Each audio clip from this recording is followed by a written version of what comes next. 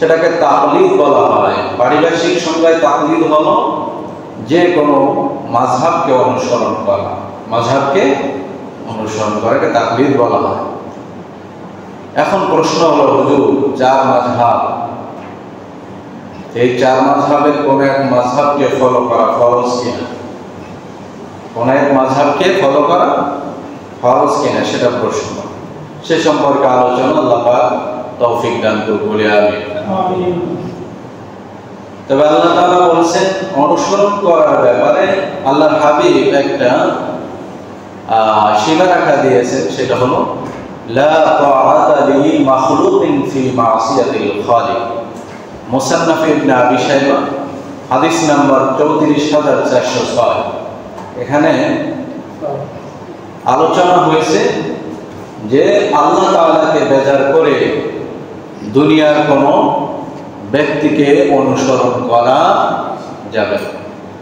আল্লাহ তাআলাকে বেজার হয়, আল্লাহ তাআলা বেজার হয়, নারাজ হয় এমন কোন কাজ, সে যত বড়ই আলেম হোক, যত বড়ই বুজুর্গ হোক, যত বড়ই মুহাদ্দিস আর মুফাসসির লেখক সাহিত্যিক হোক, তার কথা মানা যাবে না যদি আল্লাহ এবং আল্লাহ রাসূলের বেজার হয়, বেজার হওয়ার কারণ থাকে।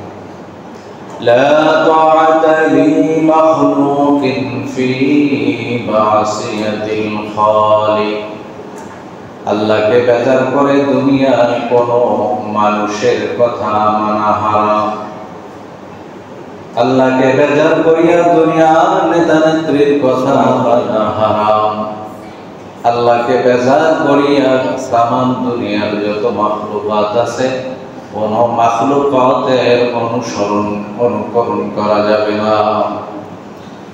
তবে অনুসরণের ব্যাপারে আল্লাহ তাআলা বলেন সূরা 43 নম্বর আয়াত, সূরা আম্বিয়া 7 নম্বর আয়াত আল্লাহ তাআলা বলেন ফাসআলু আহলা যিকরি ইন কুনতুম লা তা'লামুন। জোরে বলি সুবহানাল্লাহ। আল্লাহ তাআলা ডাক দিয়ে বলেন, ও দুনিয়ার মানুষেরা, যদি তোমরা আমি আল্লাহর ইবাদত বন্দেগী কিভাবে করবে, কিভাবে নামাজ আদায় করবে, কখন তাকবীরুল্লাহ দেবে, নামাজের মধ্যে ফেদাইন হবে কি হবে না, নামাজের মধ্যে হাত উঠাবে কি উঠাবে না, রুকুতে গিয়ে কয়টা তাসবিহ পড়বে, সিজদায় গিয়ে কয়টা তাসবিহ পড়বে, এক সিজদার মাঝখানে কতটুকু সময় বসতে হবে, নামাজে কিভাবে আপনার গোটা লাইফের সিরাতে সুরাতে ওঠা বসায় লেনদেন চলাফেরায় যা কিছু আছে সমস্ত আহকাম সম্পর্কে যদি তোমরা না জানো, যারা জানে হক্কানি উলামায়ে কেরাম, হক্কানি আলেমগণ, মুফতিয়ানে কেরাম, মুহাদ্দিসিনে কেরাম, মুফাসসিরিনে কেরাম, যারা বিজ্ঞ উলামায়ে কেরাম, তাদের কাছে জেনে নাও, তাদের কাছে জিজ্ঞেস করে নাও। সুবহানাল্লাহ। না জানলে জানার জন্য প্রশ্ন করা, না জানলে জানার জন্য কি জিজ্ঞেস করা। ফাসআলু আহলায যিকরি ইন কুনতুম লা তা'লামুন। যারা বলে হুজুর কোন মাযহাব মানি না, কোন তরিকা মানি না, মাযহাব মানে যাওয়ার স্থান, জিজ্ঞেস করার স্থান, পন্থা। মাযহাব মানে স্কুল, মাযহাব মানে প্রতিষ্ঠান, সে যেখানে গেলে জিজ্ঞেস করলে উত্তর পাওয়া যায় তাকে বলে মাযহাব। তাকে কি বলা হয়? এখন যদি বলেন হুজুর মাযহাব মানা ফরজ কিনা, মাযহাব মানা ওয়াজিব কিনা, মাযহাব মানা সুন্নাতে মুআক্কাদা কিনা, উত্তর হলো যিনি বিজ্ঞ উলামায়ে কেরাম, যিনি শরীয়তের এমন কোন পয়েন্ট নাই যেখানে তার যাতায়াত নাই, এমন যদি একজন আলেম হয় যিনি মুস্তাহিদ পর্যায়ে রয়েছেন, তার জন্য কোনো মাযহাব মানার দরকার নেই। বিজ্ঞ আলেম হইলে তার জন্য কি মাযহাব মানা। কিন্তু এমন যদি আলেম না হয় তার জন্য মাযহাব মানতে হবে আবশ্যক। কারণ হলো শরীয়তের অনেক বিষয় আছে, মতনৈক্য আছে, মতবিরোধ আছে, কোরআনের বিভিন্ন শব্দের একাধিক অনেক অর্থ আছে, অনেক হাদিস আছে, মতবিরোধ আছে, কিছু হাদিস আছে মানসুখ আছে, নাসিখ আছে। সমস্ত শাখায় যদি আপনার ইলম না থাকে তাহলে যে কোনো একজনকে জিজ্ঞেস করা এইটাই হলো মাযহাব। এটাই কি?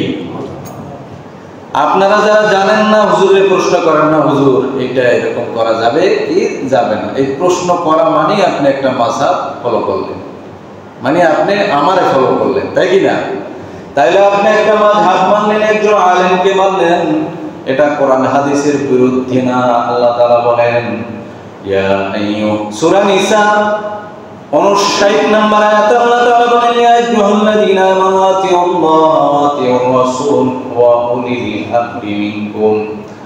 আল্লাহ এবং আল্লাহর রাসূলের আনুগত্য করার পর তাদের আনুগত্য করো যারা তোমাদের মধ্যে আদেশ প্রদানের ক্ষমতা রাখে, যারা মাসলা মাসাইল বলার ক্ষমতা রাখে, যারা হাক্কানি উলামায়ে কেরাম, যারা মুফতিয়ানে কেরাম, তাদের অনুসরণ করো। কে বলছেন? কথা বলেন না, কে বলছেন? আল্লাহ তাআলা আতিউল্লাহ ওয়া আতিউর রাসূল ওয়া উলিল আমরি মিনকুম।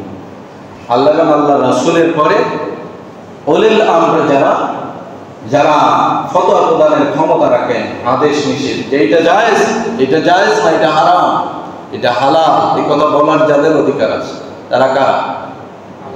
হাক্কানি উলামায়ে কেরাম, মুফতিয়ানে কেরাম। ভাইরা আমার, স্কুল কলেজের ভিতরে দেখবেন লেখাপড়ায় সায়েন্স আছে, আর্টস আছে, কমার্স আছে, ঠিক দাওরা হাদিসের পাশের পরে 3টা লাইন আছে। কয়টা লাইন? একটা হলো উলুমুল হাদিস, হাদিসের উপর অত্যাধিক পাণ্ডিত্য অর্জনের জন্য উলুমুল হাদিসের 2 বছরের কোর্স আছে বাংলাদেশে। কয় বছর? এরপর আছে ইফতা, মানে মুফতি, যারা আইন বিষয়ে শরীয়তের আইন যেগুলো আছে সেই বিষয়ে তারা ফতোয়া দেবে, তাদেরকে কি বলা হয়?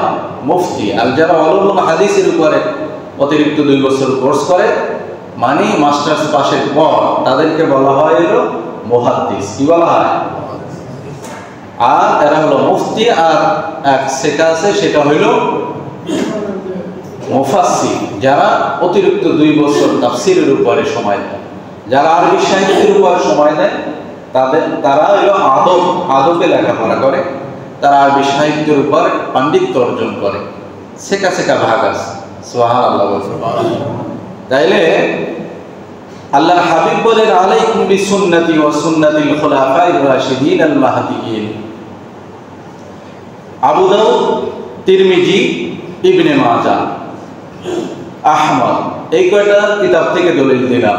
আল্লাহর হাবিব বলেন তোমরা আমার হেদায়েত প্রাপ্ত খুলাফায়ে রাশিদিনের অনুসরণ করো। খুলাফায়ে রাশিদিনের কি করো? কথা বলেন, কি করো? অনেকে বলে নবী ছাড়া আর কেউ মানি না, আল্লাহর পরে কারে মানে? কথা বলে শুধু নবীরে, আর কাউরে কি মানে? নাউযুবিল্লাহ বলে। কিন্তু আল্লাহ রাসূল কি বলছেন? আলাইকুম বিসুন্নতি ওয়া সুন্নাতিল খুলাফায়ে রাশিদিন। তোমরা আমার হেদায়েতপ্রাপ্ত খুলাফায়ে রাশিদার সুন্নাতকে আঁকড়ে ধরো, তাদের কথা দলিল হিসাবে গ্রহণ করো। আল্লাহ তাআলা, আল্লাহর হাবিব বলেন মারির দাঁত দ্বারা মজবুত ভাবে তোমরা আঁকড়ে ধরো, কামড়ে ধরো, মানে তাদের আমলগুলো মারির দাঁত দিয়ে যদি যেটা ধরে সহজে ছাড়ান যায়, সেই জন্য আল্লাহর হাবিব বলেছেন শক্ত থেকে শক্তভাবে খোলাফায়ে রাশিদিন যারা আল্লাহ রাসূলের খলিফা প্রতিনিধি ছিলেন তাদের সুন্নাতকে আঁকড়ে ধরো। তাহলে আল্লাহ এবং আল্লাহর রাসূলের পরে খোলাফায়ে রাশিদিন সাহাবায়ে কেরাম যারা আছে তাদের কথাও মানা লাগবে। সুবহানাল্লাহ বলি। দেখেন হযরত জাবের রাদিয়াল্লাহু তাআলা থেকে বর্ণিত, তিনি বলেন এক সফরে আমরা বের হয়েছি, বেশ কয়েকজন লোক, হঠাৎ করে একজনের মাথায় পাথর, পাহাড়ি এলাকা পাথর করতেই পারে, মারাত্মক জখম হইল। মাথায় জখম হওয়ার পরে ওখানে কোনো ফকিহ আলেম ছিলেন না, বিজ্ঞ কোনো আলেম ওই সাহাবার জামাতে কি ছিলেন না। তো ওই লোক ওই অবস্থায় মাথায় আঘাতপ্রাপ্ত, ব্যান্ডেজ, অসুস্থ, প্রচন্ড শীতের রাত, ওই সময় তার রাতে স্বপ্নদেশ হয়। তো উনি ফজরের নামাজ কিভাবে পড়বেন জিজ্ঞেস করতেছেন, আমাকে বলো আমি কি এই অবস্থায় তায়াম্মুম করলে হবে কিনা, কারণ আমি তো মাজুর।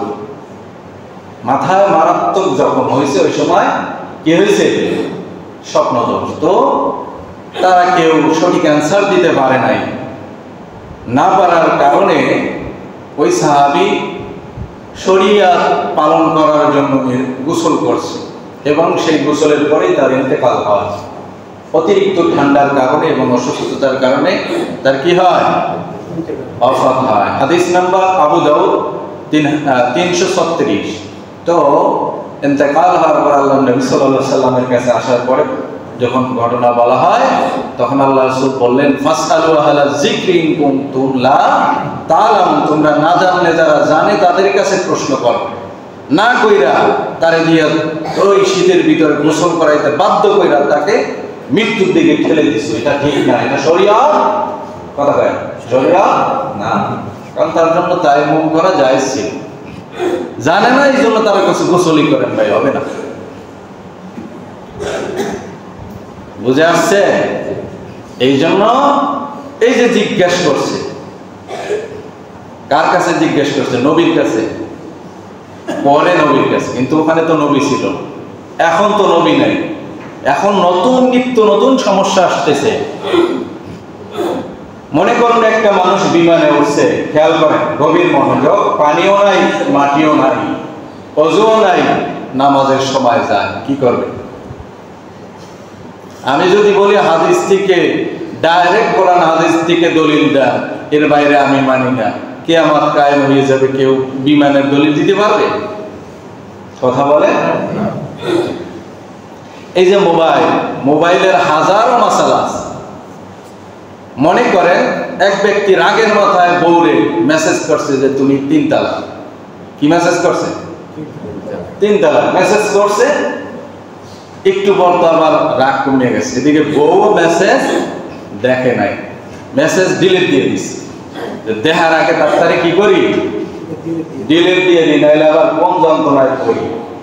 বউ আছে না গেছে?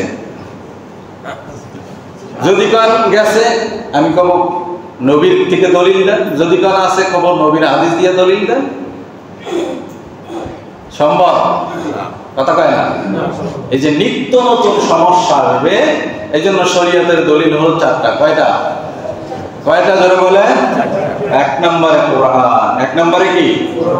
কারণ কোরআনের প্রত্যেকটা আয়াত মুতাওয়াতির বর্ণনা। মুতাওয়াতির মানে 60 জনের অধিক বর্ণনাকারী ছিলেন, মানে এত বর্ণনা যেটা মিথ্যার উপর ঐক্যমত হওয়া সম্ভব না। কোরআন হলো অকাট্য দলিল। সুবহানাল্লাহ। এরপরে সুন্নাতে নববী। সুন্নাতে কি? নববী আমাদের দ্বিতীয় দলিল। তৃতীয় দলিল হলো ইজমা, সাহাবায়ে কেরামের আমল এবং তাদের যে ঐক্যমত, ইজমা। চতুর্থ হলো কিয়াস। চতুর্থ কি? কিয়াস।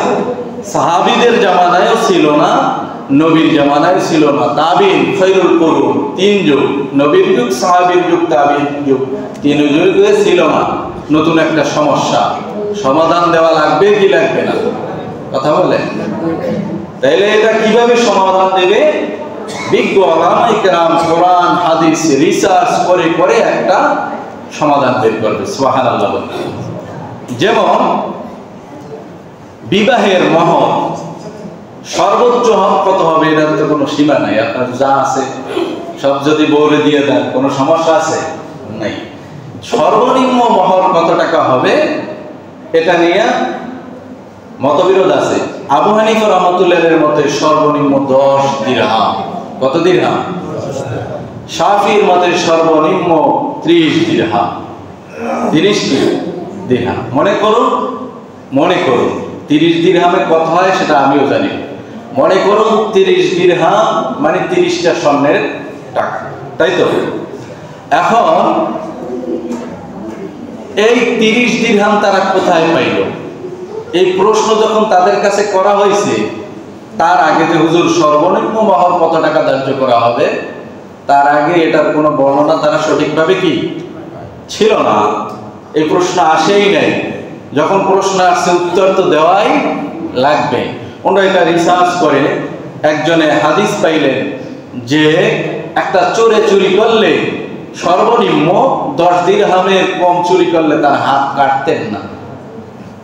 নবীর যুগ, সাহাবীর যুগ, তাবির যুগে এরকম হইতো না। আবু হানিফা রাহমাতুল্লাহ আলাইহি বলছেন, হাত যেহেতু একটা অঙ্গ, বিবাহের মাধ্যমে স্ত্রীর অঙ্গকে হালাল করা হয়, সুতরাং তার সর্বনিম্ন মূল্য 10 দিরহামের কম